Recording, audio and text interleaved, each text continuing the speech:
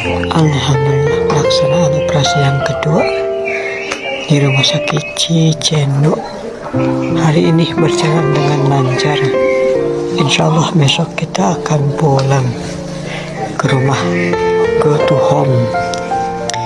Makasih doa-doanya untuk kalian semua yang selalu mendoakan, yang selalu mensupport.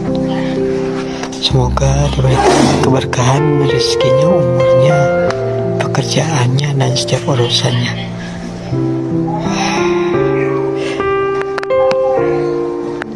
Operasi yang kedua di bagian mata kanan dari benjolan tumor. Operasi yang hari ini udah berjalan dengan lancar. Tadi masuk pagi, keluar sebelum zuhur, setengah 11. Sekarang waktunya istirahat, besok kemas-kemas, packing, dan go to home.